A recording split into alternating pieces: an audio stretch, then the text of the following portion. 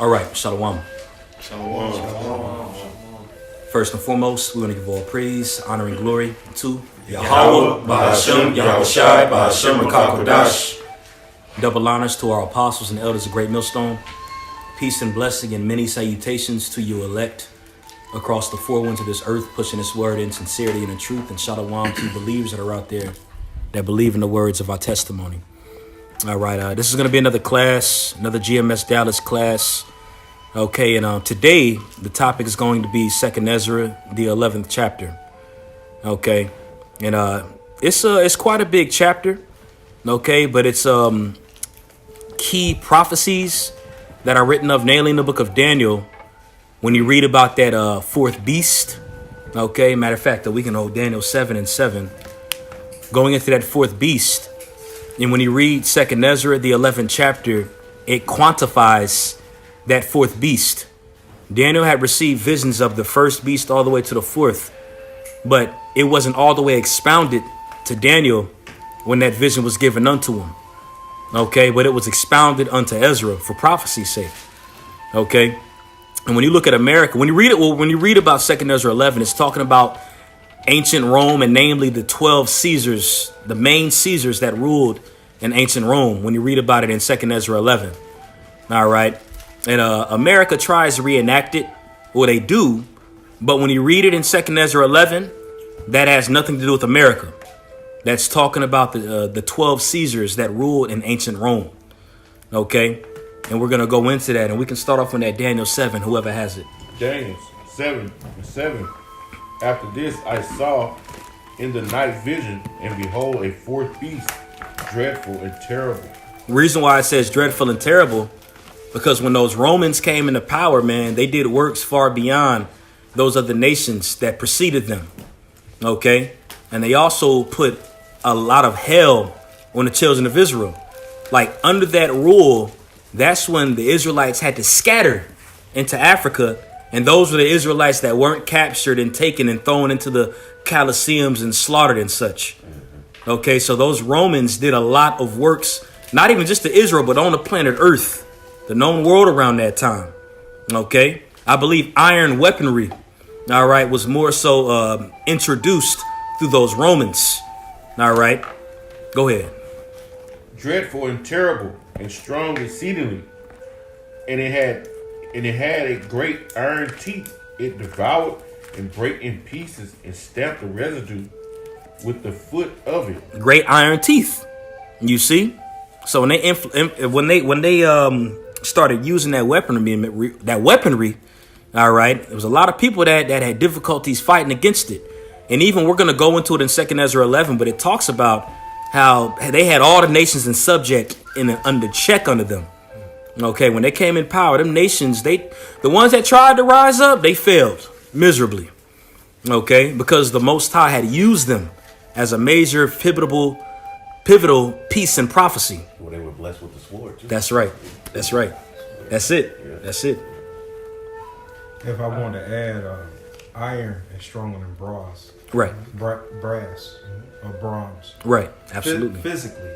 So on a spiritual note, the empire that came latter with the empire that's in power at that particular time was dealing with more technology and was given the technology from Yahushai. That's right. That's right, brother.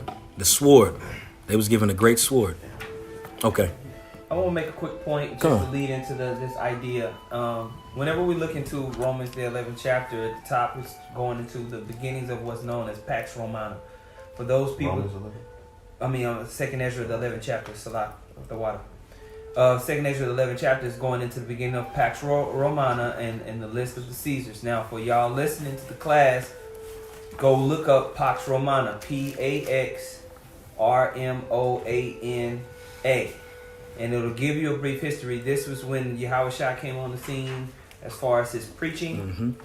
And this is when Rome was like the obvious empire of the day. And I was going to read a little bit about Pax Romana, and that'll kind of lead you into 2nd Ezra. Come. Right.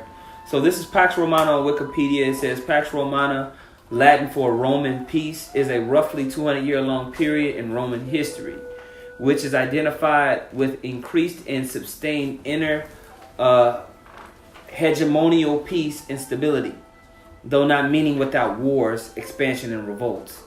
It says it is traditionally dated as commencing from the ascension of Caesar Augustus, founder of the Roman Principate, in 27 BC, and concluding in 180 AD with the death of Marcus Aurelius. And we always talk about the downfall at 183, with Septimius Severus, everything like that. It says the last of the 5 good emperors, since it was inaugurated. That word inaugurated is another term that was taken from Rome that the U.S. presidents today use, inauguration, right? And that goes back to the Augurenes, the soothsayers that used to sit in the seat of council for the Caesars. All right, and so that's where you get inauguration. It's all about witchcraft and studying birds. That's how Rome was named. Romulus and Remus.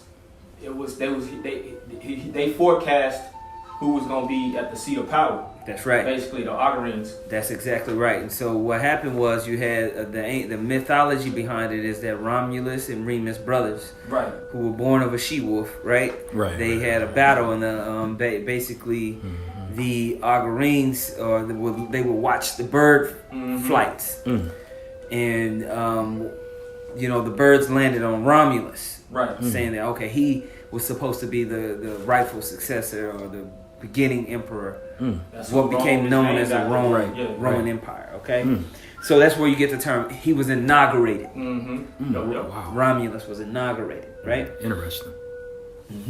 So it says it was inaugurated by Augustus with the end of the final war of the Roman Republic.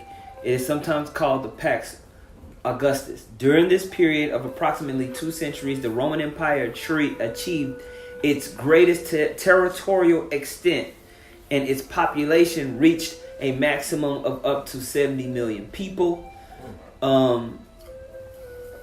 It says, according to Cassius Dio, the dictatorial reign of Commodus, later followed by the year of the 5 emperors and the crisis of the 3rd century, marked the descent from the kingdom of gold to one of iron and rust. Right? Which goes into the Daniel. Absolutely. Perfect, Absolutely. You know what I mean? So, Pax Romana, you can type that in and basically read that on Wikipedia and give yourself an even better understanding of the magnitude of the Roman Empire and its influence at that time. Right. Con. Man, beautiful. Man. With that being said, let's go on and start 2nd Ezra 11. This is 2nd Ezra chapter 11, verse 1. It says, Then saw I a dream, and behold, there came up from the sea an eagle, which had 12 feathered wings and 3 heads. And when you go into that, all right, that's going into that eagle ultimately represents Rome. Okay? And it's very spiritual that links up to Mystery Babylon right now. It links up to Esau. Right. All right. Shows you that when you read it in Deuteronomy 28, when it says we were going to be shipped off into a land like as swift as an eagle, shows you that it's going to be very similar or a reflection of Rome. Okay. And those 12 feathers are talking about 12 pivotal emperors that ruled. Okay. And when you go into those 12 feathers, the first one starts with Julius Caesar, which a lot of historians aren't really gonna relate him as being a Caesar. All right, more so an emperor, just because his last name was actually Caesar. When you go into that title of Caesar, it goes into his actual last name. That's where the title czars get. You get the Russian czars, those rulers, and you also have Kaiser, like Kaiser Wilhelm. All right, those Germanic rulers went by that title of Kaiser. It goes back to Caesar. So when you go into these 12 feathers, you got the first one being Julius Caesar. The second one, which a lot of scholars are going to acknowledge to being the first technical Caesar, really it was the second. All right, but it goes into Augustus Caesar. All right, and Augustus Caesar ruled between years 27 BC to 14 AD. All right, and he was actually in the power seat when Yahushua was born. When you read it in Luke, the 1st chapter, it goes into how Caesar Augusta, he was the king around that time, loosely paraphrasing. And we'll pull it up here in a little bit. The third was Tiberius, who ruled 14 AD to 37 AD. The fourth, Caligula. He Tiberius is when you read about him during the time of Acts. Okay. That's right. That's right. Yeah. Caligula was 37 AD to 41 AD. Claudius Caesar was 41 AD to 51 AD. Then you have Nero, which is a very popular name, all right, that we bring up very often.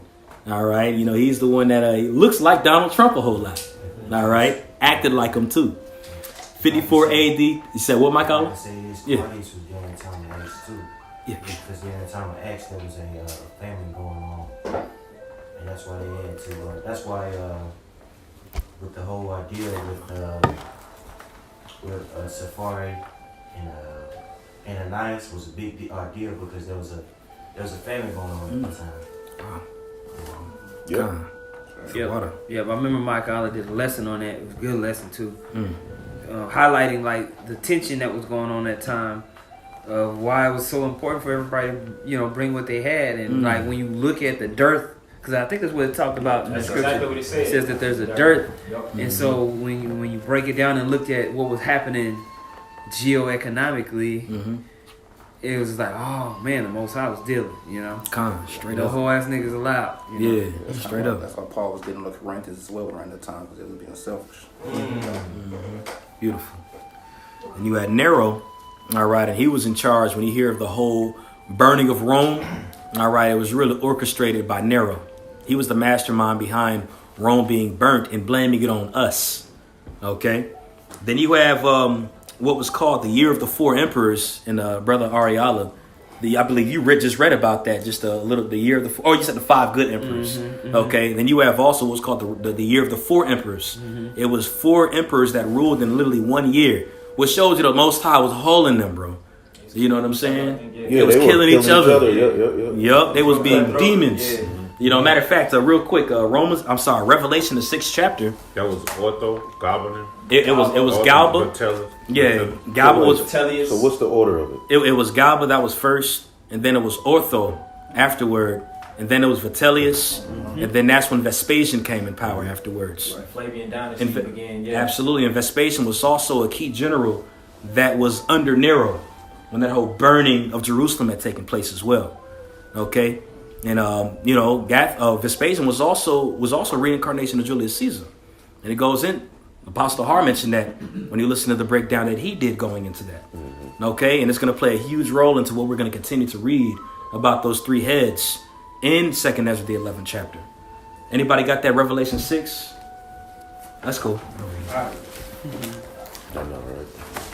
This is the book of Revelation, chapter 6, and I'm going to start at verse 4. I'll read it for you, bro. Okay. Revelation 6 and 4, it says, "And there went out another horse that was red, and power was given to him that sat thereon to take peace from the earth." To take peace from the earth, and that red horse represents Esau.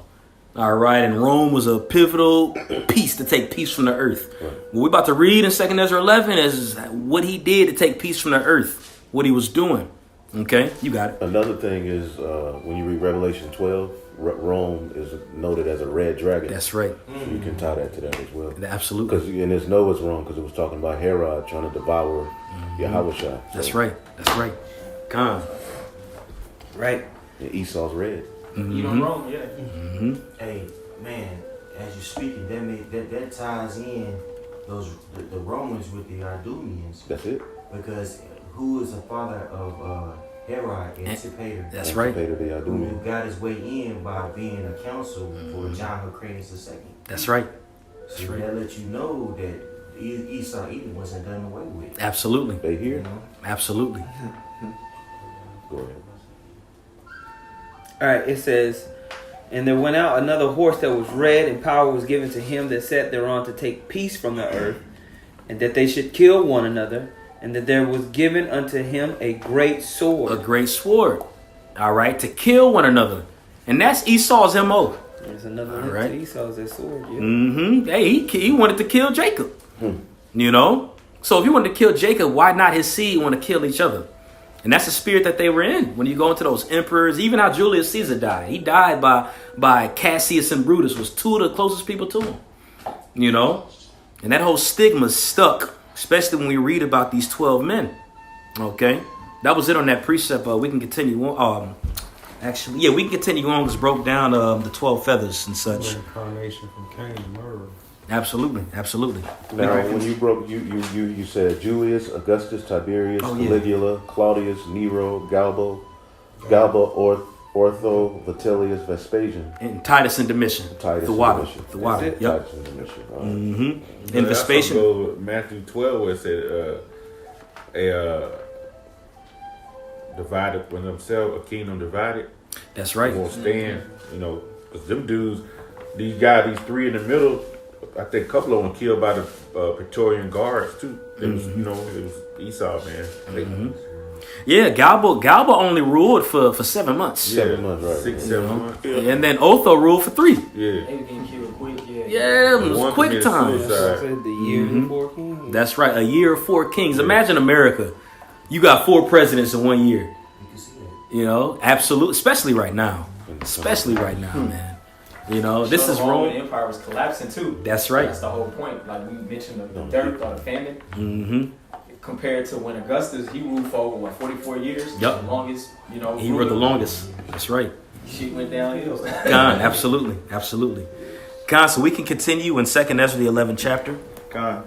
2nd Ezra 11 and 2, it says, And I saw, and behold, she spread her wings over all the earth, and all the winds of the air blew on her, and were gathered together. And those winds pretty much just represent the nations that were under their influence around that time.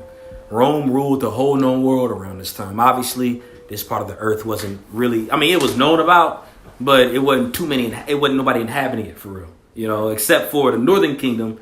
But when you go into this, namely, it's talking about that whole realm of Asia Minor, parts of Africa and such, you know, when it's going into that. And those nations were under that influence, the winds. Yeah. Mm-hmm. Verse 3, it says, And I beheld, and all of her feathers there grew other contrary feathers, and they became little feathers and small. And it's going to expound on those contrary feathers the further we go into this lesson. That's why I'm not going to go into it heavy right now. Just for the lesson's sake, we can go and continue.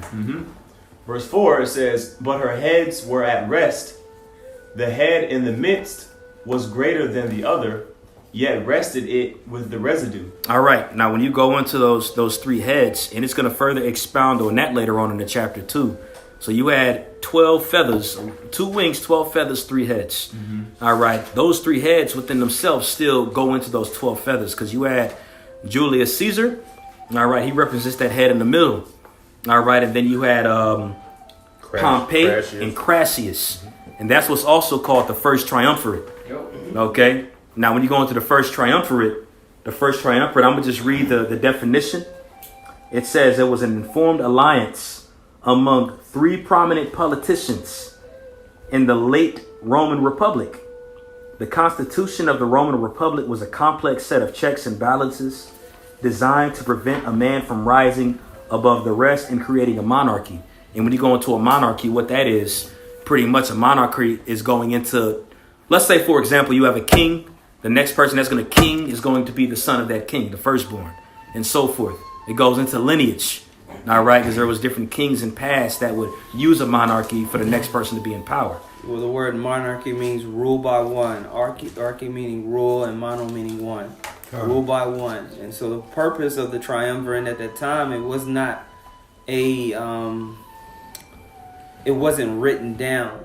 It was an understanding that they said that they was going to have. And what you had was Julius Caesar was the leader of the armies. He was a military commander, while the other guys were more of political and economic leaders within Rome. And Julius went out and fought with his armies. He's very known as a people person. He was very charismatic. He rode with his soldiers. He slept with his soldiers. He wasn't uppity. He was very down to earth, and the soldiers loved him. And he took him into the expansion that you're reading about. When they first started to expand the Roman Empire, they took down the Gauls, which are known as in the area of France and Portugal and Spain and all those areas. And they kind of expanded and brought riches back to Rome. And with that, what Julius Caesar did was he made promises to the soldiers that they would have land, money. When you get back, when we come back, you're going to be eating. And he delivered. And so when he came back to Rome as a god and crashes, Pompey, the other guys was like, yo, we said, yo, this dude he trying to become the emperor. He trying to create a monarchy. We gotta get this dude up out of here. So that's where you start to hear that's where you get the famous story of Et tu, Brute. Mm-hmm. You too, Brutus? You too, Brutus. Because he was the final guy to kind of stab him in his back to take him down. Yeah, so it was a conspiracy to take him out. Okay, but the him being the head of Crassus in Pompeii was the fame that he got from his military conquest. Wow. Okay, that's how Julius. Go read about Julius. He was actually, you read about him, he was a G. He wasn't no whole ass nigga. You know.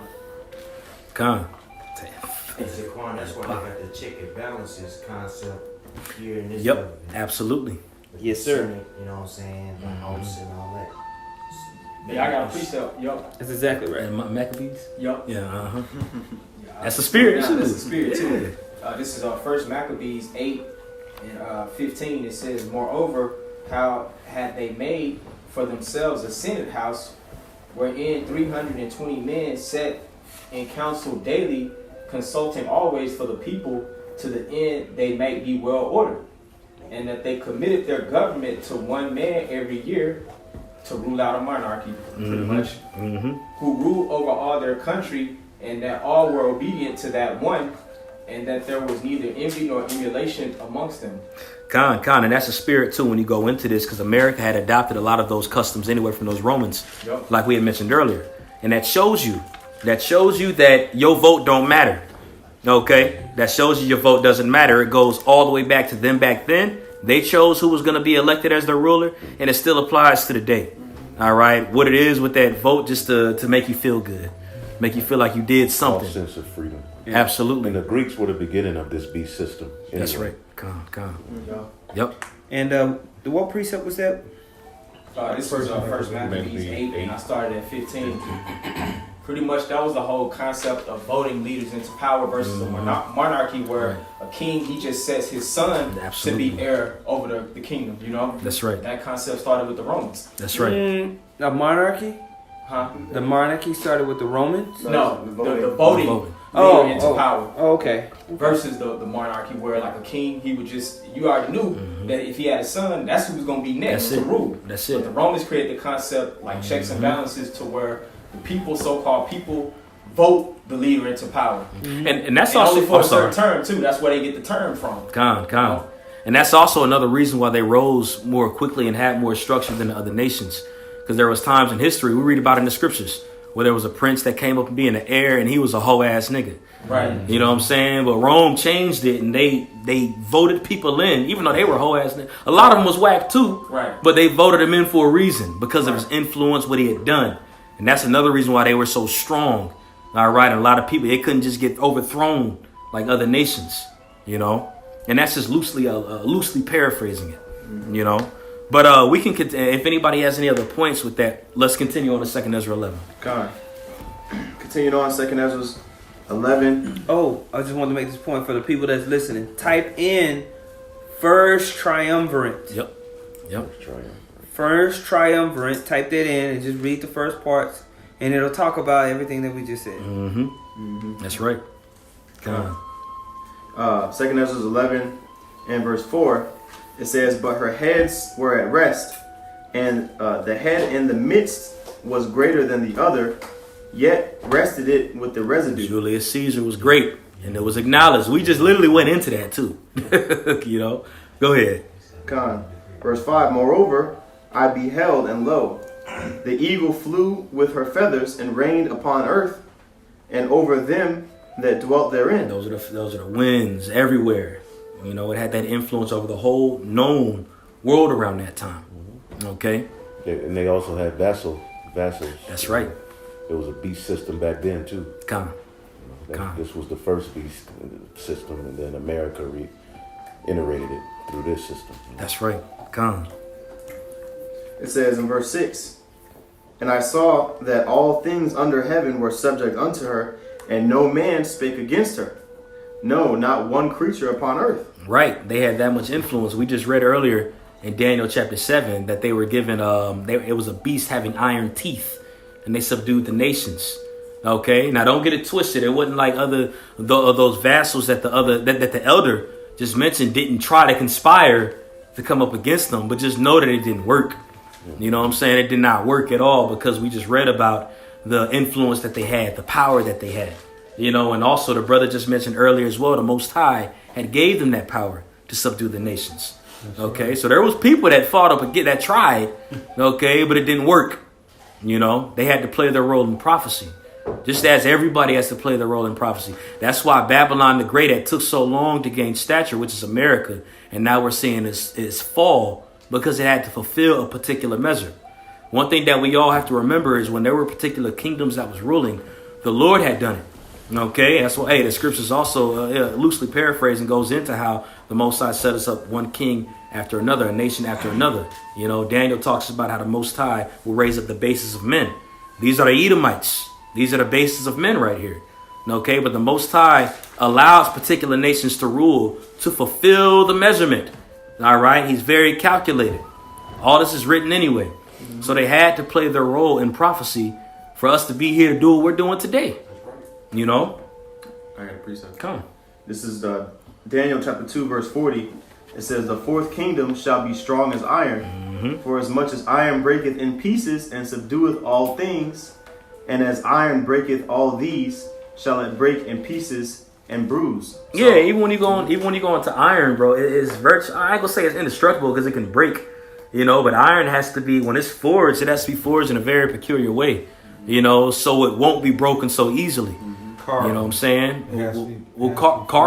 Carbon as well. It has to be forced with carbon in order to make steel. The iron does. Okay. Con. The water. That's a bet. The spirit of this brother's here. Well, that's what you have. You take the iron ore and you mix it and you create steel weapons. Mm-hmm. And yeah, Con. the time that it was unmatched. Yeah, that's right. Con. Beautiful. You was about to say something too? You pretty much broke it down. You said it already. Okay. Con. This is Second Esdras, back in Second Esdras chapter 11, in verse 7.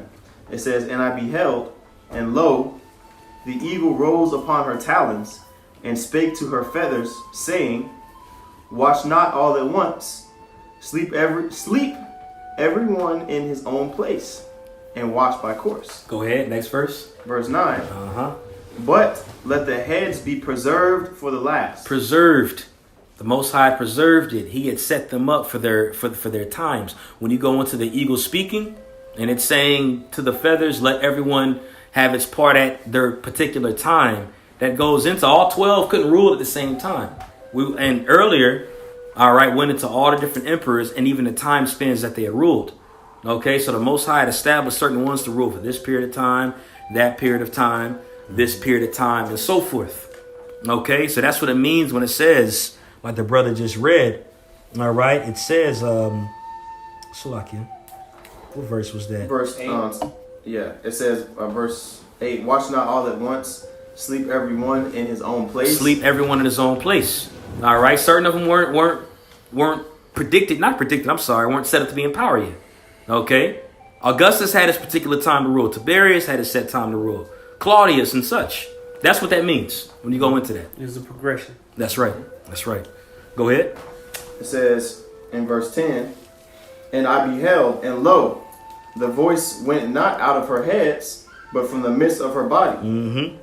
And I numbered her contrary feathers, and behold, there were 8 of them. Now, when you read this ain't talking about 8 extra feathers on top of the 12.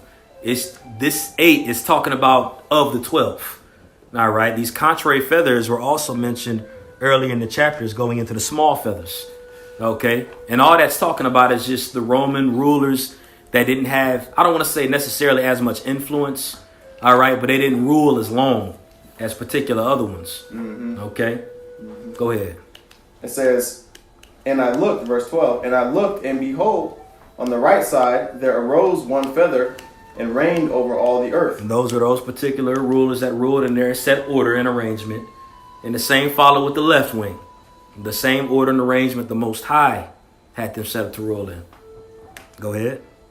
It says, and reigned over all the earth, verse 13, and so it was, that when it rained, the end of it came, and the place thereof appeared no more.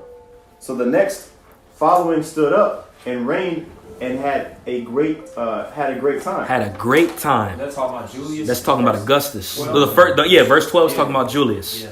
Yeah, that's that feather. And then Augustus, the water. Augustus had that great time. Out of all those 12 feathers, Augustus ruled the longest. There wasn't no other rulers that ruled half the time. The brother mentioned it earlier. Augustus ruled 40 to 41 years. All right, that was unheard of back then. You know, and a matter of fact, it's in Luke, the 1st chapter. We can get that really quick just to show, because the scriptures, people like to talk about how the Bible is a mystery, a fairy tale, a fable. Right. And they'll say that, none of this stuff really existed. Right. If that's the case, why was Augustus mentioned in the book of Luke? All the world should be taxed. Yep, exactly. And we can get it. This is in on the coin, Matter of fact, this is in Luke 2, Salakia. This is Luke 2:1. It says, and it came to pass in those days that there went out a decree from Caesar Augustus that all the world should be taxed. And when you read it in the NLT version, it says, and at that time, Roman Emperor Augustus decreed that a census should be taken throughout the Roman Empire. And that's another example that shows you that America is Rome as well, because America does the same exact thing. They do a census, and they've been very heavy on that census recently, making sure that who you are and where you need to be. Why do you think so? Okay, so that's another example that shows you this is Rome, but to show you that there is this Bible is the history book. All right, it's a book of many things, but one of its roles that it plays is a history book, and it goes throughout key pivotal points of history. Okay, so it's not a fable, it's not a mystery, no fairy tale, man. That's what they want you to believe, and that's why you're in the docile state that you're in right now, which is the spirit in Satan that's in you anyway. Okay, but the Bible is true. All right, and we're reading this in 2nd Ezra 11, by the way, man. A lot of people will say this isn't canon. They'll say it's not original. This goes in history, and when we read it, when we continue, not only does it go in history, but it wasn't by mistake where it said this second feather ruled longer than all the other ones. And Augustus just so happened to rule way longer than the other ones. Come on now, man. Right. This was written 400 years dang near before Julius Caesar was even born, before he was thought of. Okay? So this is very well indeed canon, man. All right? This book is faithful and true. That's right. Okay? Written before time. That's right. Man. That's right. I just wanted to make a quick note. This is something that Apostle Gabar goes into as far as just how they used to take note of who was and who was there. That's right. And how to get the money. That's where you get the term calendar. The word calendar goes back to the word kalends back in ancient Rome. Is when they would announce the first day of the month so you could pay your debt, your taxes. That's where you get calendar from. Because it's all centered around that. And that's why they follow the calendar. That's why you get paid on what? The 1st and 15th. You get that from kalends. Very interesting. Which is Roman.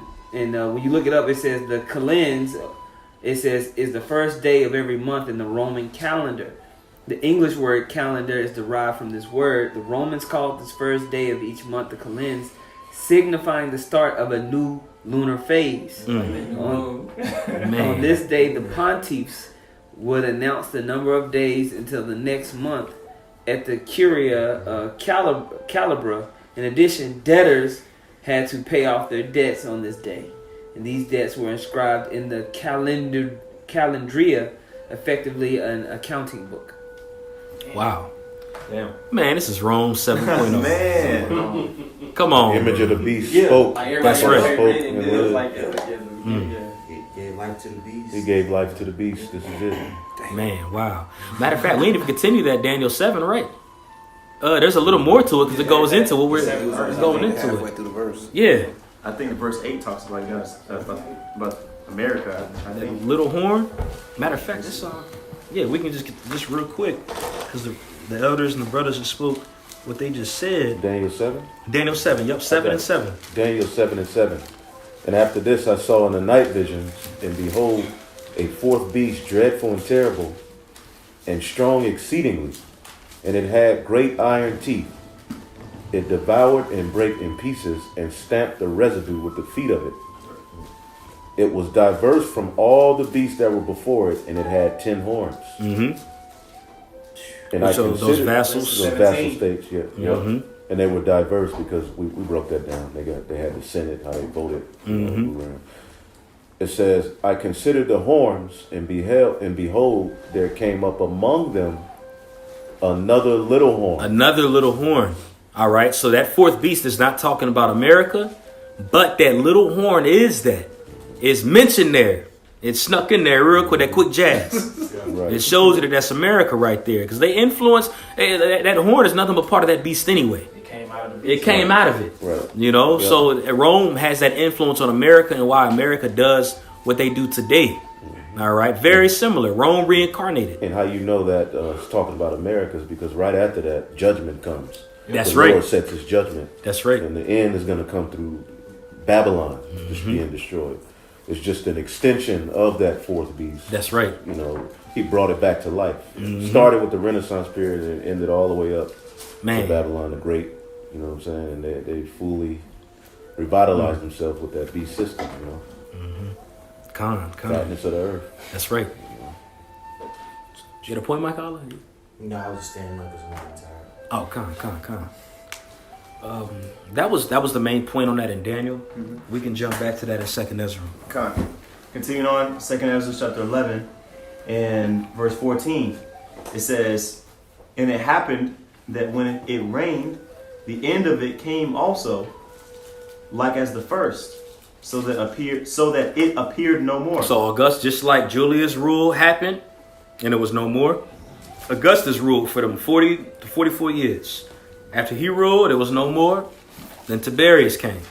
Okay, go ahead. Verse 15. Then came there a voice unto it, and it said, Hear thou that hast borne rule over the earth so long. And this is still that second feather. Okay, this is still Augustus. Hear that bear rule over the earth so long.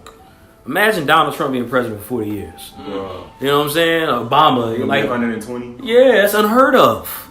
You know, this is especially when it comes to this way of kings being brought into a system. All right, now monarchies were different, because again, it went into the air after that person died or was about to die.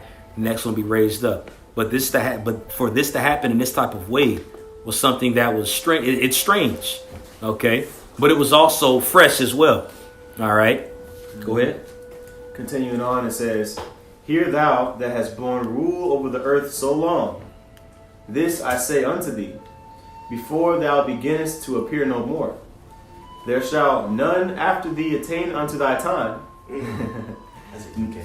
neither unto the half thereof. Not even half. And Tiberius was close, all right, to half. But it's still, if it wasn't half, it was right at pretty much dang near half. Okay, but Augustus ruled the longest out of all the 12 emperors of Rome, those 12 Caesars. Okay, go ahead. Then arose the third, and reigned as the other before, and appeared no more also. Which that was Tiberius. That was Tiberius. Okay, And he ruled 23 years. Okay. Which pretty much shows you it was 44 to 45 years Augustus ruled anyway. All right, because that would be right at half or right under half. But it was 23 years that Tiberius ruled, and the other Roman emperors started ruling in smaller amount of times. Like Caligula only ruled for 5 years. Claudius ruled for 10. Nero ruled. He ruled for 14. And then you got the 4 emperors, and then it just goes from there. You know what I'm saying? So the Most High had them fighting one another, like we just read. And, it was a lot of grimy stuff that was going on with them. These are Edomites, and Edomites rule with the sword, and they're power hungry. They're known for stabbing their brother in the back. They're a divided house. That's right. a divided house. That's right, brother. A house that is divided against itself cannot stand. The simple fact that we got to read about these 12 feathers, and 12 is a big number of them ruling in this time, shows how divided they are. And the inner fighting that was going on. And its completion. That's right. Okay. It says, verse 19, So went it with all the residue, one after another, as that every one reigned, and then appeared no more. They had their time like we read, and then it was done. Okay. Then I beheld, and lo, in process of time, the feathers that followed stood up upon the right side, that they might rule also. Okay, so those feathers at the left side had their time, all right, which were the first 6. Then the feathers on the other side had their time, which were the second 6, which again goes to 12. Okay, go ahead. It says, and some of them ruled, but within a while they appeared no more. For some of them were set up, but ruled not. Go ahead. After this I looked, and behold, the 12 feathers appeared no more, nor the 2 little feathers. And even those 2 little feathers are still within the 12. That's still part of that. Okay, again, when it goes in the contrary or little, it just means less significant as the other feathers. That's all it's talking about. It ain't like it was 2 extra feathers on top of the 12. And no, it's all embodied within the 12. Like I mentioned earlier, even these 3 heads are still part of those feathers when you go into the history of it. Okay. Verse 23, and there was no more upon the eagle's body, but 3 heads that rested, and 6 little wings. Okay, 3 heads that rested. All right, the 6 little wings are those contrary feathers on the other side. The 3 heads that rested, we mentioned earlier going into the first triumvirate with Julius Caesar and the other 2 men, Crassus and Pompey. That's right. Now, right here, when you go into these 3 heads that is about to mention, all right, this is going into the start, all right, of Vespasian, and then his 2 sons that was ruling afterwards, which were Titus and Domitian. All right, the Flavian dynasty. Okay, and when you go into that word Flavia or Flavius, okay, that word actually means blonde or yellow, which shows you that they are Edomites. Like Herod. All right, like, yeah. Because the Lord said he looked like a fox, so he probably had like a like a light kind of tone. He was like one of them yellow bone cats that had that. You know, Herod was he looked like a light skinned Jake. Right. But he was an Edomite. Yeah. You know? And more so his characteristics. He had the characteristics of a fox. Right. You know, that was Amalek. That was those fake Jews all over. Straight up. You know, that and John, that's crazy. Our forefathers was cursing their asses out. Gone. That's right. That's right. Man, matter of fact, I got that definition of Flavia. That's heavy. Let's talk about Esau, man. These are the Edomites. Yep. And the proof is that it's an eagle. Yep. You know what I'm saying? I mean, it's very clear. Yeah. Prophetically, this ain't Japhet. Prophetically, this is Esau. God. When you go into it, I typed in Flavia, meaning of Flavia, and it says blonde, yellow hair. Wow. You know, goes into that. And there's also a book. There's a book that's called Madden's Jewish Coinage. All right, and it just goes into just history of coinage and other things that apply to ancient nations, not even just the Jews. But, so what? Come. And when you go into that book, there's a particular page in that book, and it's titled the Princes of Edom, and it goes into different coins. And those coins, when you read it, it says the faces of Vespasian, Titus, and Domitian. All right, and that's in a book called Madden's Jewish Coinage. All right, in that page, it calls Titus, Domitian, and Vespasian princes of Edom, which are another examples that show you that these are the Edomites. And just because we say blonde hair, blue eye doesn't always mean that an Edomite has to necessarily have blonde hair, blue eyes. But that's one of their MOs. When you go into a so-called white person, you think blonde hair, blue eye. Like when you watch that movie Ali, I ain't gonna pray no blonde hair, blue eye Jesus. You know what I'm saying? Ultimately just goes back to Edom. Obviously, Edomites can have brown hair, brown eyes, whatever. But it goes back to the so-called Caucasian. All right, and that's the natural look that they have.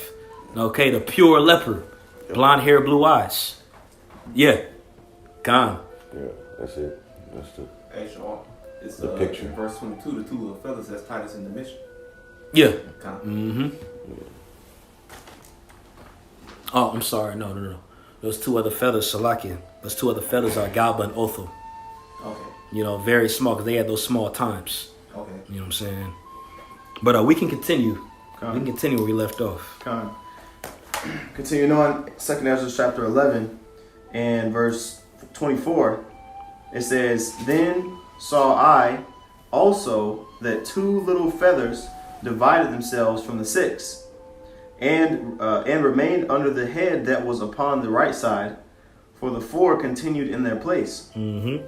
And I beheld, and lo, The feathers that were under the wing thought to set up themselves and to have the rule. And I beheld, and lo, there was one set up, but shortly it appeared no more. Shortly, Galba, Otho, Vitellius, Vespasian. Oh, those first three. Very shortly. Again, I got it written down too. Galba was the one set up and only ruled 7 months. Otho was the second after Galba and only had rulership for 3 months. Yeah, All right. I got you. Come.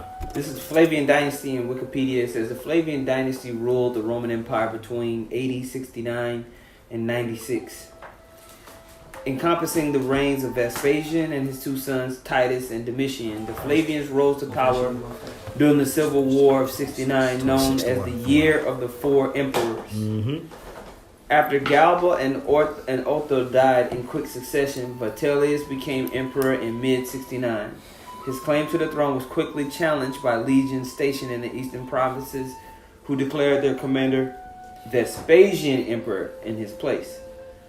It says the second battle of Bedriacum tilted the balance decisively in favor of the Flavian forces, who entered Rome in December 20th. The following day, the Roman Senate officially declared Vespasian emperor of the Roman Empire, thus commencing the Flavian dynasty. Although the dynasty proved to be short-lived, several significant historic, economic, and military events took place during their reign, which is why prophecy is mentioning them. Come. The water. Continuing on in verse. I can read it. Okay, come. Continue on in verse 26. It says, "And I beheld, and lo, there was one set up, but shortly it appeared no more." Verse 27.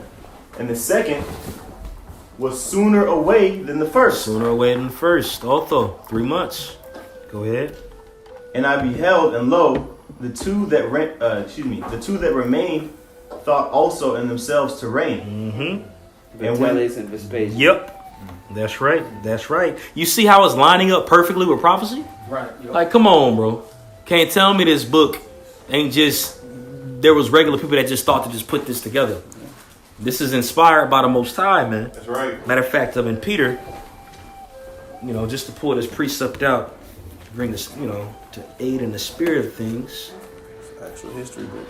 That's right. I believe it's in 1 Peter 1 and 20 or 2 Peter 1 and 20. They were moved through the, yeah, 2 Peter. Yep. This is the book of 2 Peter chapter 1, verse 20. I got it. That's all. All right here. That's cool. It says, "Knowing this first, that no prophecy of the scriptures is of any private interpretation." This is a prophecy we're reading about right now.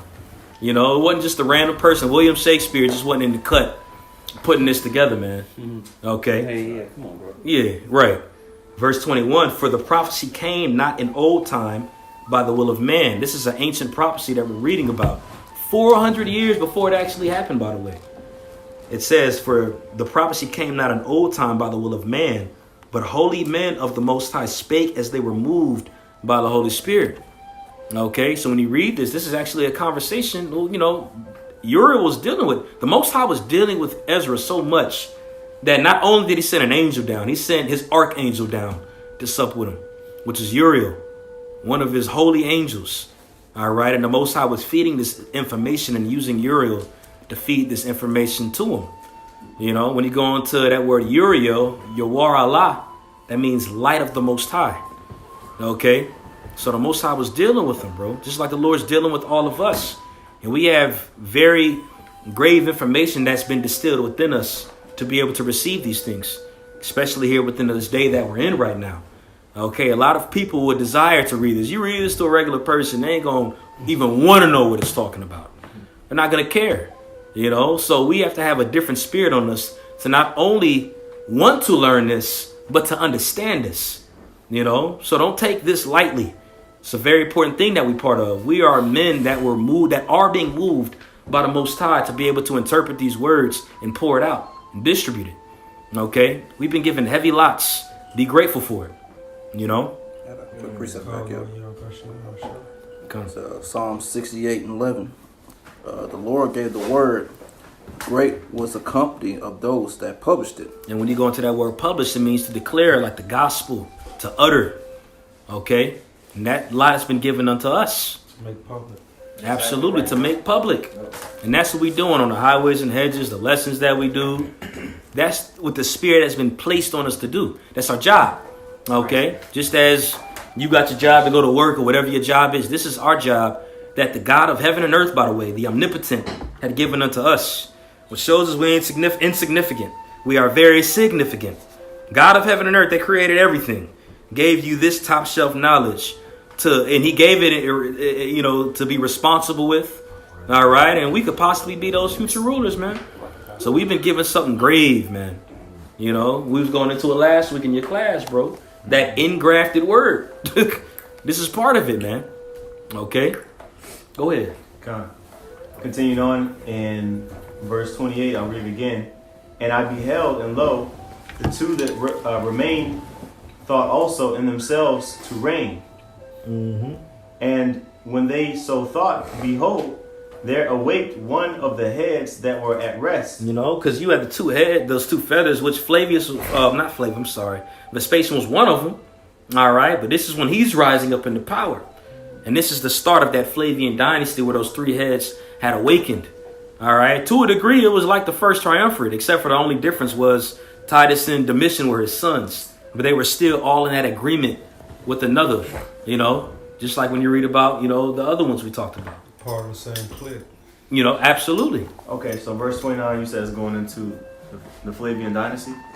Yeah, when you go into those three heads that's being reawakened, that's going into the Flavian, that's going into the start of the Flavian dynasty. They led the siege of Jerusalem too. They led the siege, and it's going to go into absolutely that beautiful, because it's going to go into that here in a second. All right. And hell was being put on Jacob. Man, absolutely. The three heads that's in what is that, 23rd verse? It's synonymous with the second triumph. No. The second triumvirate was with Octavian, which is Julius Augustus. All right, and Brutus and his name's the Lebanon, something like Lepus, I believe, something like that of that sort. Lepinus, that's his name. But that's the second triumvirate. This right here, these three heads, it isn't the second, but it's just like to a degree a reenactment of the first. You know what I'm saying? But no, it's not the second triumvirate. Didn't you say? I'm talking about the 29th verse. Yeah, that's the Flavian dynasty. That's the Flavian dynasty. Mm-hmm. When you read it earlier in the chapter, going into those three heads, all right, that was the first triumvirate. And this is like, Vespasian came later on as a reincarnation of Julius Caesar. Right, okay. You know what I'm saying? Where you go into these three heads that had awakened right now. Yeah, I got the old notes from Willis. Gone. It's all good. It's all good. The second triumvirate was literally right after the first. It was literally right when Augustus was in power. Okay. Okay, so verse 30, it says, and then I saw that the other two heads were joined with it. Titus and Domitian. Okay, go ahead. It says, and behold, the head was turned with them that were with it, and it did eat up the two feathers under the wing that would have reigned. There you go, Vespasian. All right, eating up the other ones. Bro, there was a lot of backstabbing that was going on between those Romans, those Edomites. That's why it was the year of the four emperors. They got in there and got out quick. Obviously other than Vespasian because he was the fourth, but also too the head. Go ahead. So who was it that ate up the two feathers? It was Vespasian. Vespasian. Okay, Because we're gonna read about the other heads that ate another one up. It says, verse 32, but this head put the whole earth in fear, and bare rule in it over all those that dwelt upon the earth. Yeah, this is going into the hell that they was putting on Jake as well. All right, the brother mentioned earlier, starting with 66 AD. All right, starting with 66 AD to 70 AD. All right, that's when you have the siege of Jerusalem. Okay, and that's also written in when you go into the writings of Flavius Josephus. Okay, he goes into that in grave detail when you read about that in that book.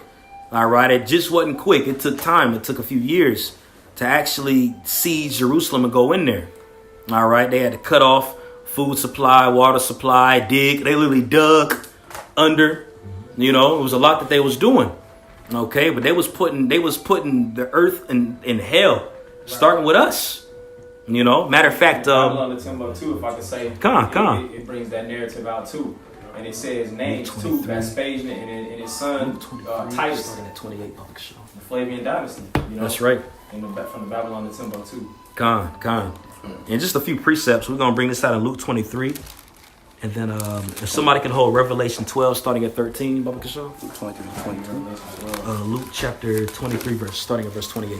All right, Luke chapter 23, verse 28. Because Yahushua told Jake this. Okay, Yahushua told Jake that this was going to happen, and this is the time period where this event had transpired. This was well after Yahushua's crucifixion. You got it. This is also in the curses too. That's right. Luke 23 and 28. But Yahushua turning unto them said, Daughters of Jerusalem, weep not for me, but weep for yourselves. They was weeping for Yahushua when he was getting beat. He was carrying that stake with Simon up there. That's when they started weeping for him. And he's saying, don't weep for me, weep for yourself. Go ahead. And for your children. For behold, the days are coming in the which they shall say, Blessed are the barren and the wombs that never bear. So that shows you how severe this time period was during the Flavian dynasty. All right, because Jake was being starved out, eating children, doing all and above. Eating their belts and shit. That's right. That's coming down. That's right. In the mountains. It's coming. That's right, Mike Allah. It's coming all over again. Right. Now, Yahushua was talking about a lot of these prophecies there's duality involved in them. All right, you just got to be spiritual to be able to see it. That's why Ecclesiastes said there's no new thing under the sun. Okay, just as Jake caught hell around the time of Nebuchadnezzar, Jake caught hell around the time of Antiochus Epiphanes. When you read about that in Maccabees, Jake caught hell around the time of the Flavian dynasty. Jake is about to catch hell in the latter days during Jacob's trouble. And it's time that we in right now, man. And their true intent is to get to that temple. That's right. And it took them a long ass time because Jerusalem is a defensed, it's fortified. It's city. That's right. It sits on a hill. It's like so. It took them a while. This time the defense city is going to be defended. You know what I'm saying? Because ultimately they knew if we got to take these people down, we got to get that temple. That's right. They knew. You know what I'm saying? That's a great point. Yeah. That's a beautiful point. That's why they're going to try to put a mark. Namely, they want to get at the temple. That's beautiful. Yeah. You know, because when that's gone, it's over. It's over. No way to sack a spiritual temple. You always talk about that. Yeah. We are the spiritual temple. Absolutely. That's why they're trying to attack us. Absolutely. That's why they want to put a chip inside of you to defile that temple. Found the temple. Just like even around that time period, I forgot what emperor that it was. I believe it was Caligula. He wanted to put his actual statue inside of the temple back before. You know, and there was actually conflict going on back then within that. There was even strife. You know, certain scholars will say there was even strife that was going on between the apostles for it. You know what I'm saying? But he wanted to put his own image within the temple, which he succeeded at that because it was physical anyway. Okay, but that's why they want to put that chip inside of you to do it all over again, just in a more dynamic fashion, dynamic and subtle at the same time to the carnal man. Go ahead, Tasha. I got you. This is underneath Caligula under in the Encyclopedia Britannica. Going down, it says Caligula pursued his pretensions to divinity further. In the summer of 40 AD, he ordered his statue to be erected in the temple at Jerusalem, but under the suave persuasion of Herod Agrippa, Caligula countermanded this potentially disastrous order. Okay. The Roman populace had by now grown wary of this mad and unpredictable tyrant, and several conspiracies were formed against him. In January 41, 4 months after his return to Rome from Gaul, Caligula was murdered at the Palestine Games by Cassius Caharia, tribune of the Praetorian Guard. The Praetorian Guard was always used to hit niggas. They hit There's some good movies on the Praetorian Guard. The water for that, because I got it mixed up with the image of jealousy that was in the temple where I said it was erected in there. That's what it was. The water for that. And Go ahead, Tasha. going into what you were going into about them when you put the mark in you, you know, there's a precept, Shalaki, I just can't remember it verbatim. How does it go? It says, he that defileth the temple of the Most High, to him I shall truly destroy. Okay. You know, so that's them trying to force that mark. Con. You know, so con. That's your pa. That's your pa. Beautiful. We can go back into this in 2nd Ezra 11 unless you got a precept. I was still. He's just doing one that Luke was at it. Oh, yeah. Revelation 12 as well. That's right. That was pretty much it on that Luke, where they said they want the mountains to fall on us. Okay, yeah, I haven't read that part yet. Okay. Yeah, Luke 23, middle 29.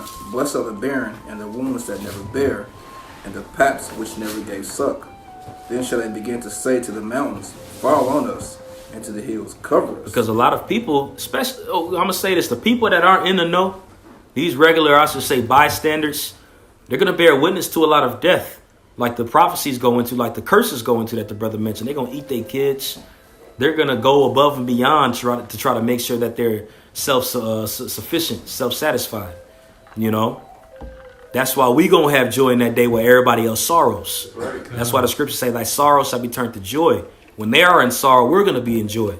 All right? And it said, they shall be hungry, but my servants shall eat. Okay? Goes into how the elect are going to be taken care of around this time. Okay? That was it on that one right there. You got that in Revelation 12, right? I got that. Come on. Verse 12. And yeah, chapter 12. Verse 13. Starting at verse 15, Earth help a woman. 13.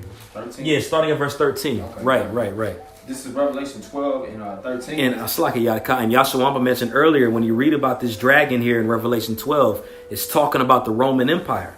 All right. And we read earlier in Daniel 7 that this little horn that came out of that beast is an extension of that Roman Empire, which is talking about America. So you're going to find little clues in here about America as well. But namely, it's going into the Roman Empire, which is that dragon. Okay. Go ahead. Revelation 12 and 13. And when the dragon saw that he was cast unto the earth, he persecuted the woman which brought forth the man-child. Persecuted the woman which brought forth the man-child. That woman is talking about Jerusalem. Okay? Talking about Jerusalem. And the man-child, namely, is talking about Yahweh Shai. That's the man-child. Okay? Go ahead. And to the woman were given 2 wings of a great eagle, that she might flee into the wilderness. Now, this is a different eagle. Okay? And those 2 wings are going pretty much just going into just the southern kingdom that fled into the mountains, that fled into Africa, the ones that were able to escape, by the way. And because not all Israel fled out. They didn't have the opportunity to. A lot of Israelites died. There was millions of Israelites that died under the Flavian dynasty. Those Israelites that were captured in 70 AD, all right, when they seized in there and taken it and went into the temple, sacked the temple, took all the gold, a lot of them were thrown into those gladiator pits and mauled by lions, mauled by champions, and they suffered heavy persecution even after that. Okay, it was millions of Israelites that died that were taken captive under those Edomites around that time. All right, so Jacob was catching holy hell around this time. Okay, and then those that were able to escape, all right, is which we're fruit from technically.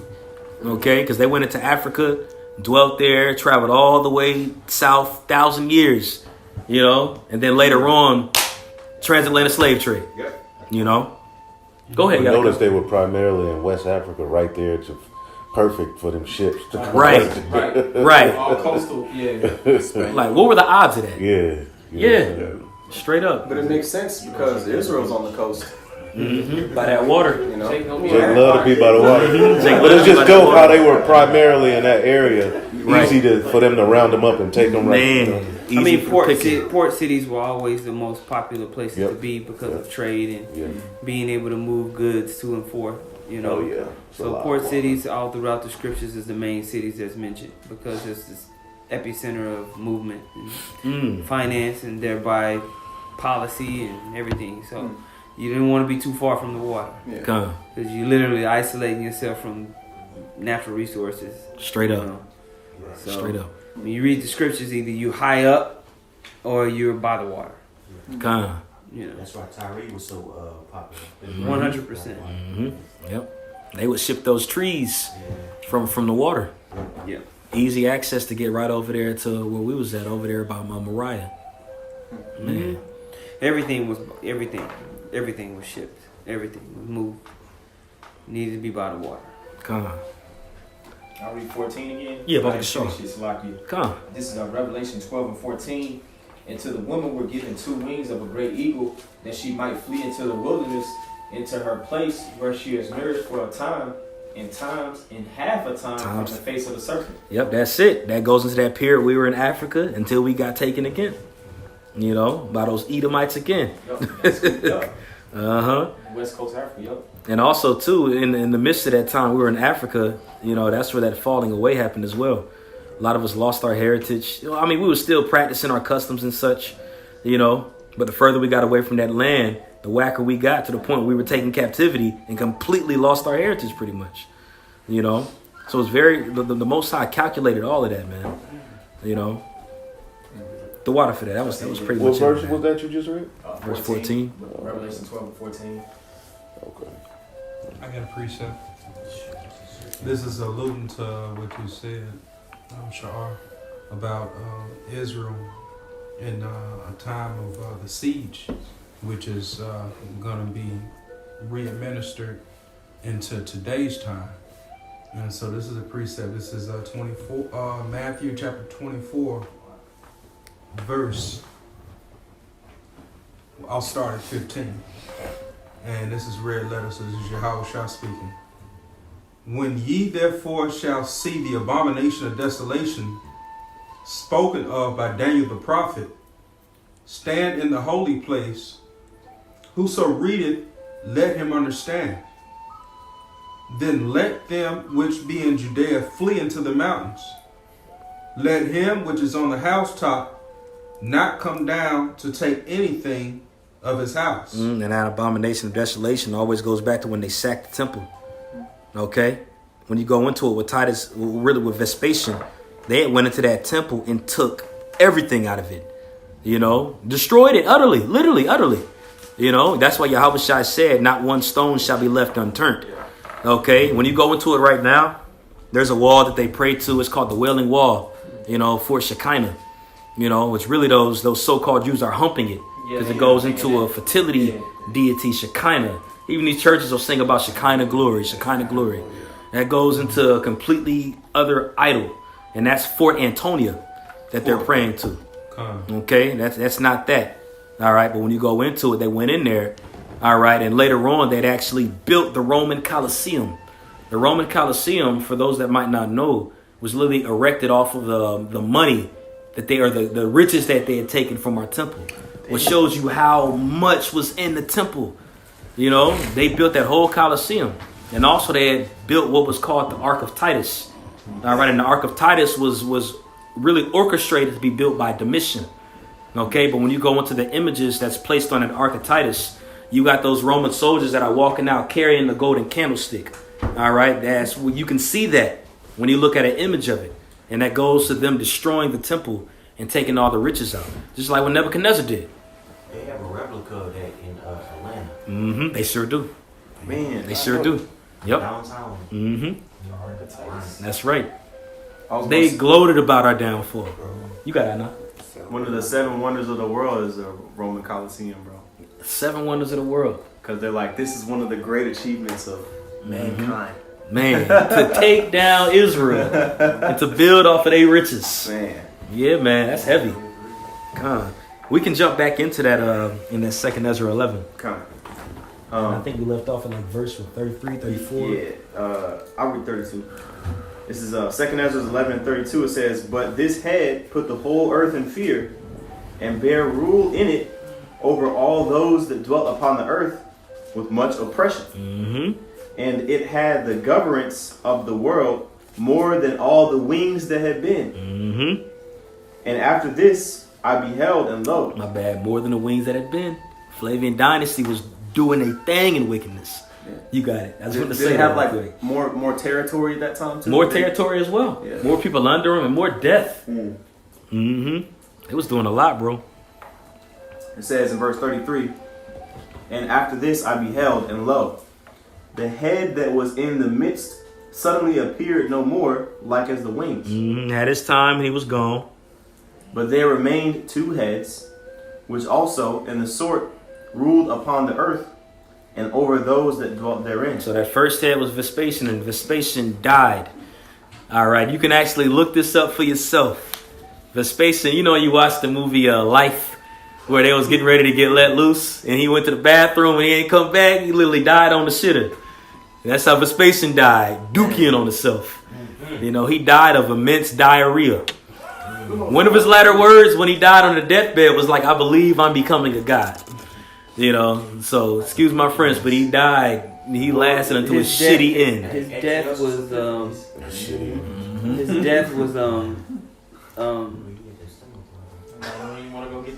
basically it's rumored that he died of like some stomach cancer. It's rumored that like someone poisoned him.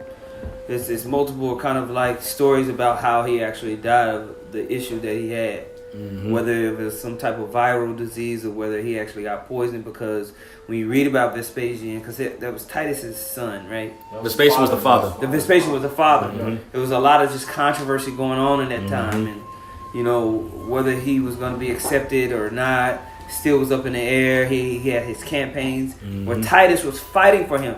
Yep. That's right. Titus was the son fighting the Jews. Right. Yep. Yes. Fighting the Jews. Yes. And so there was a lot going on with that, you know. So you'll get different accounts on how he died. That's right. right. Whether it was natural causes or whether he was actually poisoned. It's up in the air. Yeah, that's right. Nigga was bloated. He bloated with dookie on his sheets. Yeah, he was through. All right, bro.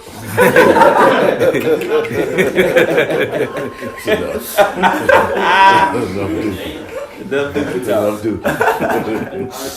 Oh man. Nigga was taking probiotics. Man, he was hurt. He was hurt, bro. You think I'm becoming a god? Verse 34.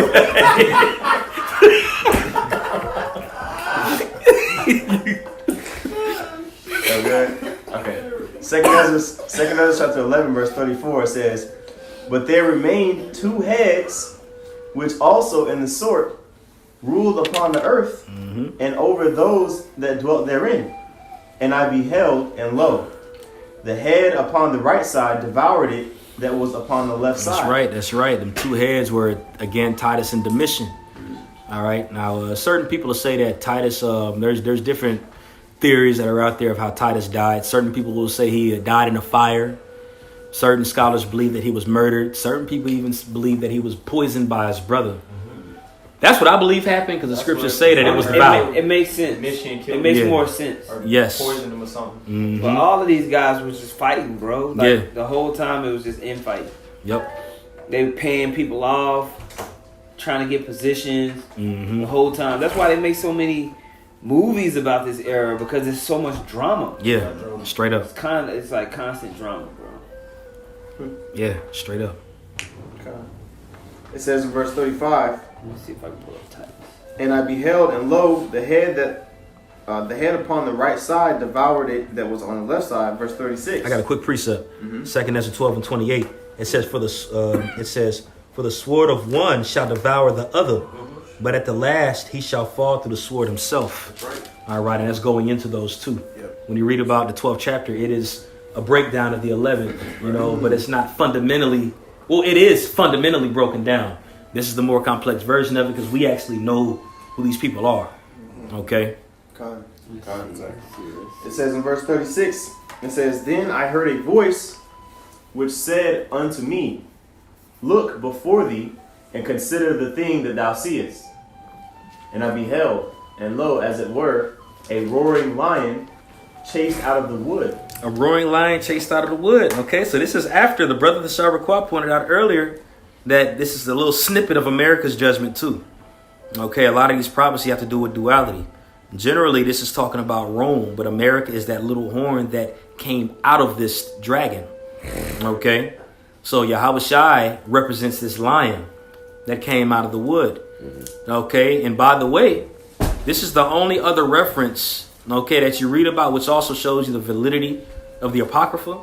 Because when you go into the Lion of Judah written in Revelation 5, in the scriptures that we have today, without the Apocrypha, that's the only mention of Yahweh Shai being described as a lion. All right, other than this here in 2 Ezra 11 and 12. which again shows you the validity of the scriptures that we have right now, the Apocrypha. All right. This is the only other reference is Yahushua being a lion here in 2nd Ezra 11 and 12. Okay. You can type in lion on the blue letter, and the only one that will refer to Yahushua is Revelation 5. Okay. So so basically that lion coming out, chased out of the wood is Yahushua. That is That's Yahushua. Yahushua. And he's returning to a Rome. He's returning to the second Rome. Right. That's right. Because when you read Daniel 7th chapter, he comes right after that little horn rules. That's right. And speaks great things.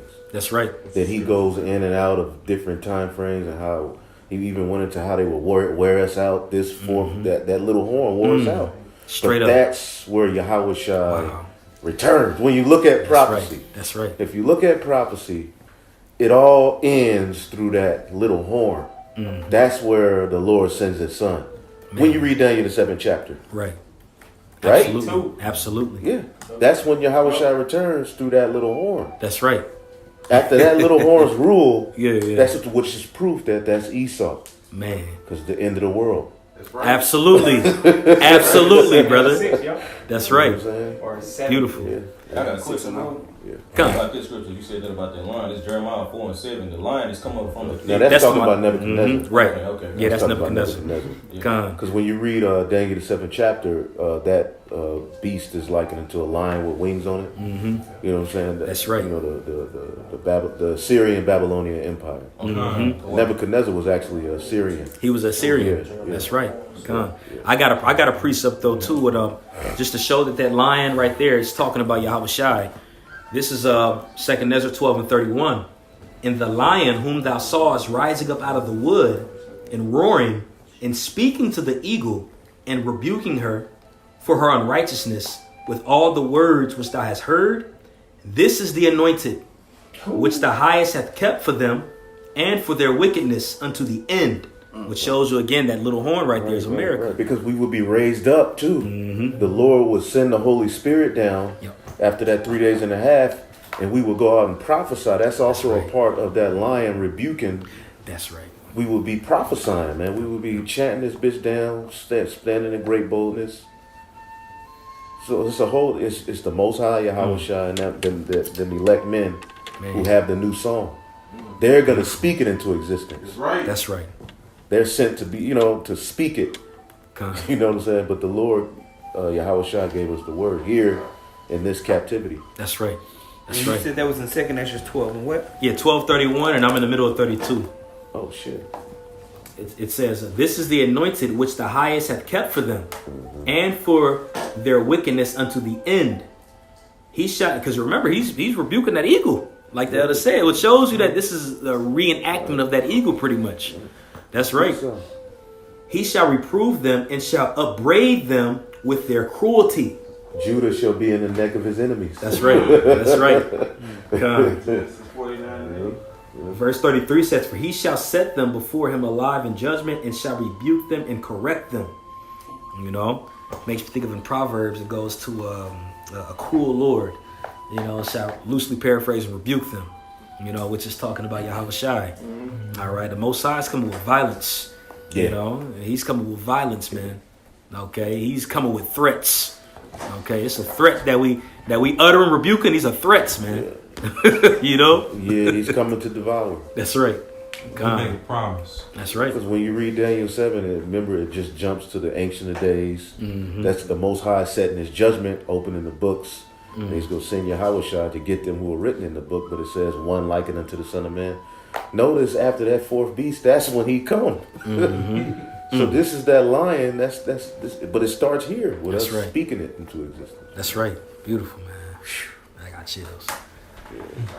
Continue on, 2nd Ezra chapter 11, and I'll read verse 37 again. It says, "And I beheld, and lo, as it were, a roaring lion chased out of the wood. And I saw that he sent out a man's voice unto the eagle, and said, Hear thou, I will talk with thee, and the highest shall say unto thee, Art thou not it that remainest of the fourth beast? The four beasts. Daniel 7 talks about the four beasts. So he's giving them the breakdown. He's expounding on him, this fourth beast. Daniel ain't even get that. You know, he just was told a fourth beast. Right. You know. I mean, he went in a little bit, but not like this. You know what I'm saying? Absolutely. Yeah. He showed him a lot of what he would do. Daniel was actually fucked up by the vision. Like, Yeah. he was like, damn. Yeah. He would stick to his stomach. Mm-hmm. He was hurt. He saw, you know, the shit that was going, colors. Yeah. You know. Mm-hmm. That's right. That's right.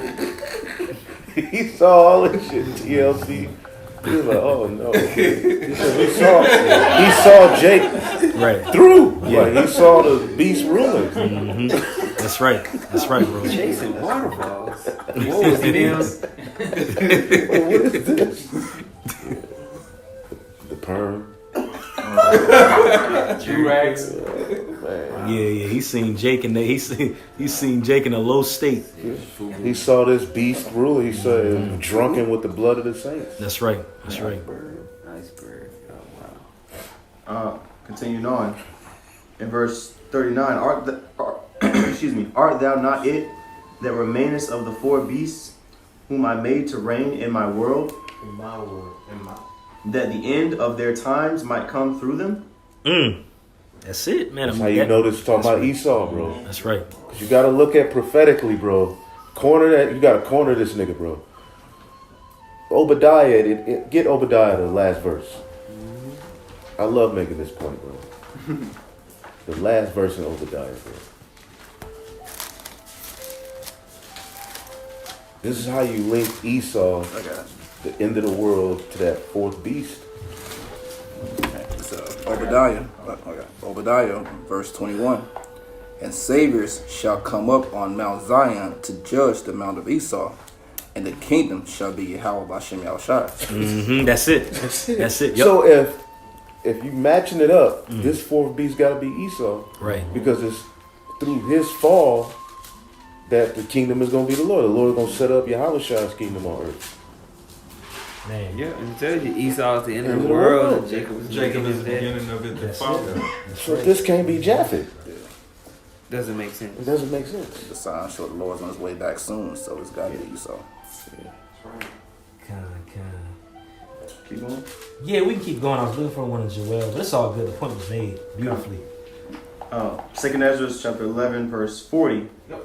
And the fourth came and overcame all the beasts that were past, and had power over the world with great fearfulness, and over the whole compass of the earth, with which much wicked oppression. You see, it said the whole compass because that little horn had to rule, and that was Babylon. That's where Esau had the fullness.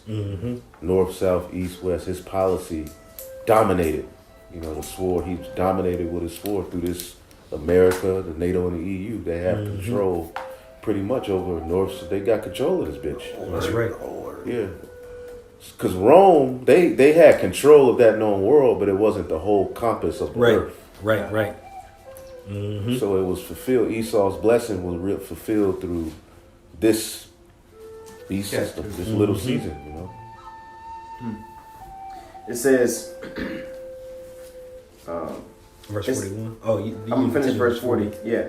It says, and so long time dwelt he upon the earth with deceit.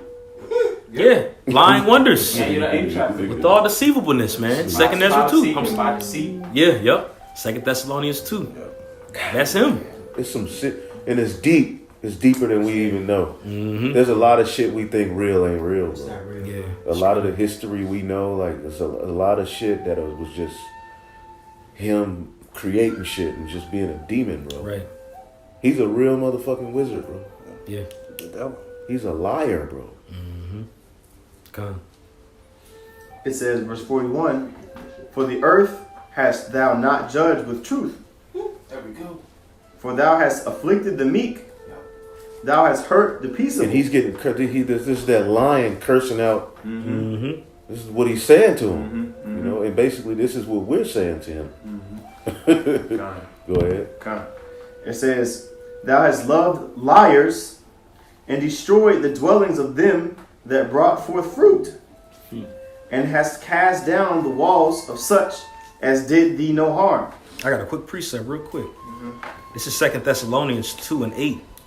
And then shall that wicked be revealed, whom the Lord shall consume with the spirit of his mouth, that we were going to earlier, and shall destroy with the brightness of his coming, even him whose coming is after the working of Satan, with all power and signs and lying wonders, and with all deceivableness of unrighteousness in them that perish, because they receive not the love of the truth, that they might be saved.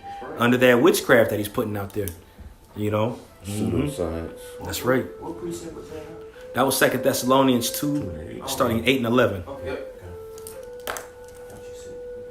Okay, I had a precept too, if you don't mind. Yeah, come. This is Psalms chapter 55, verse 20.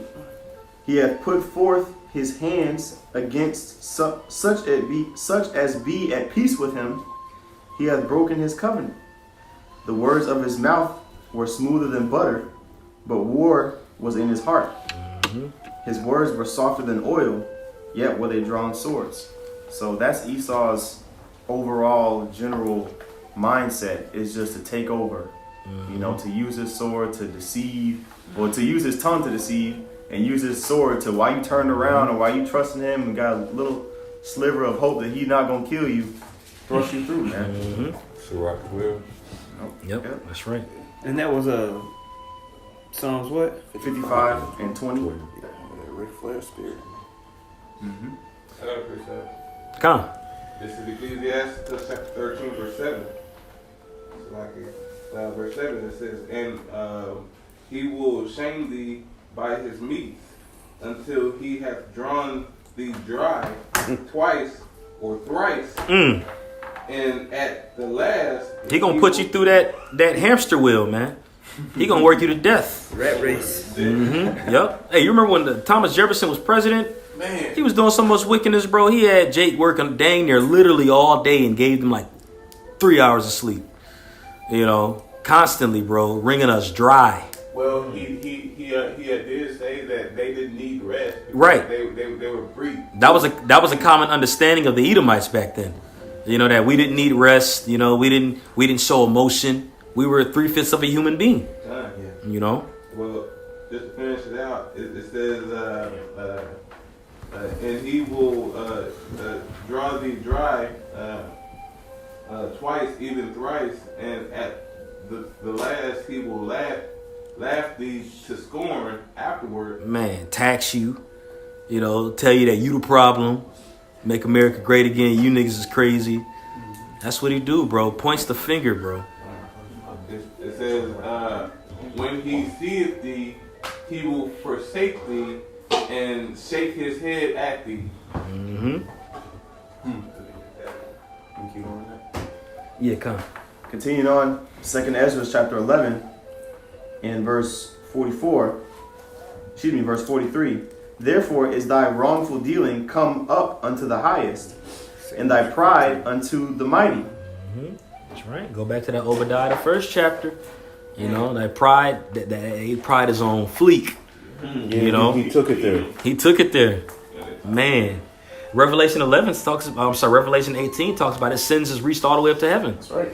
You know, man, the Lord has stored all of it. I mean, he got it written down anyway, but he literally set them up to be the perfect devil and is about to overthrow them in a way dramatic fashion. That's right. You know? Verse 44, it says, the highest also hath looked upon the proud times, and behold, they are ended, and his abominations are fulfilled. His 144. Right, his right. abominations are fulfilled, bro. The Most High will have them at that perfect time, right when they about to fill their belly. Then shall they be put in straits. Their abominations are fulfilled. And then, real quick, 2 Ezra 15. That's cool. I got it right here. I was holding it for y'all. Oh, that's the spirit. Come. 2 Ezra 15, and I believe on 5. Behold, saith the Lord, I will bring plagues upon the world, the sword, famine, death, and destruction. For wickedness hath exceedingly polluted the whole earth, and their hurtful works are fulfilled. Hurtful works are fulfilled. Okay, that's that wickedness being fulfilled. Through this bitch. That's right. That's right. We at the end, man. Rejoice, bro. According to prophecy, this gotta be it. This gotta be it, man. In my opinion. I believe so too. Prophecy is the only way, man. Yeah. That's right. Everything's not in no perfect. There's no book on the planet that speaks about prophecy. So it's got to be it. I That's don't right. have a doubt about it. That's right, man.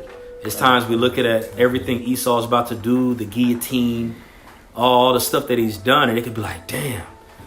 But Revelation 18 says, rejoice, ye holy apostles and prophets, for the Lord hath avenged you. You know, we in the time of salvation. We ain't in the time of our destruction. We've been through that already, man. When you read it in Ezekiel 35, it talks about the iniquity of Israel goes into being fulfilled. You know, it's the Lord is getting ready to take us home, bro. Right. We in the time of salvation right now, not in Jacob's trouble. You know, we shall be saved out of it. Yeah. So when you look at this, for those of you that are listening, and we're talking about these things, one of the points that Elder Yashwamba made was the realization of how detrimental Esau's influence is on the earth. Not only to us as a people, us so-called Negroes, Latinos, and Native Americans, but to the Most High's creation in general. Because the creation of the Heavenly Father is precious. And we are set to dominate it, or rule over it in righteousness. And because of Esau's wickedness, the Heavenly Father's creation, something that is set to be eternal, like the seasons and plant life and life in general, is set to just reset itself over and over, just like your body. It's set to just be in an immortal state. Underneath Esau, it's dead. So we read this in 2nd Esdras, the 15th chapter. You read this in Obadiah. You go to Isaiah, the 24th chapter, where it talks about how this person is ruling. You combine that with Isaiah, the 14th chapter, and what we read about in Revelation 18. You get a bigger picture of why the judgment that's coming on the planet Earth is so large and powerful. That's right. Okay? Yeah. And that's what we're reading about. We're not just reading about an entity of Esau, this guy that's red and hairy. No, he's grown himself into this dragon, into this beast system. And we get a glimpse of that system as we read 2nd Esdras, the 11th chapter. Its scope, how policies is running all through it, how dynamic they ruling. When you go and actually look at the history of these 12 Caesars, you're going to be up all day. There's so much that happened. Right? And we're not even talking about the Greeks. Right. That mean, and the Romans make the Greeks look like a joke. Yeah. Right. You know what I'm saying? And the Greeks showed their head. And the Greeks showed their whole ass. That's right. So, yeah, man, the Most High's got heavy judgment, you know? That's right. I have precepts back up. Revelation 11:18. And the nations were angry, and thy wrath is come, and the time of the dead, that they should be judged, and that thou shouldest give reward unto thy servants the prophets, and to the saints, and them that fear thy name, small and great, and shouldest destroy them which destroy the earth. Boom. That's it. He gonna get it. Keep going a second. Okay, 2nd Esdras chapter 11, verse 45, it says, and therefore appear no more, thou eagle, nor thy horrible wings, nor thy wicked feathers, nor thy malicious heads. Hey, malicious means with insidious intentions, man. You know, with very wicked ideas and intentions, bro. Wickedness is finna be through, bro. That's right. Hey, that's why you read it in Proverbs 29th chapter. Goes into when transgression, when wicked is multiplied, also transgression. When the wicked are multiplied, you know. So yeah, when Esau got in power, man, showed his whole ass, and it's gonna take another being, a cosmic being from another dimension, to come and put an end to it, man. You know, the greatest story of all time. You got it. It says, nor thy malicious heads, nor thy hurtful claws, nor all thy vain body, that all the earth may be refreshed, and may return, being delivered from thy violence, and that she may hope for the judgment and mercy of him that made her. Talking about Israel, man. All right, so it's going to take Esau all the way from being a devil to fulfilling that role for the Most High to send his son Yahushua back, so we can have dominion on the earth, you know. But yeah, I mean, that unless anybody got any points or whatever. Cool. All right. Well, hey, look, that was 2nd Esdras, the 11th chapter. Lord's willing, it was edifying. Okay. Oh, and by the way, even I'm sorry, the brother read it earlier. The other brother read it earlier, going into the 5 good emperors. After those four wicked rulers ruled after Domitian, you actually had emperors that ruled that were Israelites, starting with Nerva, you know, and that led on later on into what was called the Holy Roman Empire. Later on, with Constantine and them, was called the Byzantine Empire. But After that, that's when Jake pretty much started ruling ancient Rome as well, just as a footnote. You know what I'm saying? But that was pretty much it. I got one real quick. Con. Psalms 85 and 11. Truth shall spring out of the earth, and righteousness shall look down from heaven. That's how Vashnav tries to spirit look down upon us. That's why the truth is coming out. That's right. That's right, bro. It's the only way out of this. I don't see no other way. That's right, bro. That's it, brother.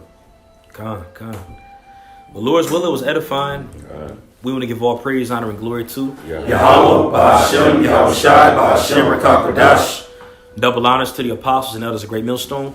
Peace and blessing and many salutations to you elect that are doing your lots, fulfilling your lots in righteousness all over the four corners of the earth. Shalom. Shalom.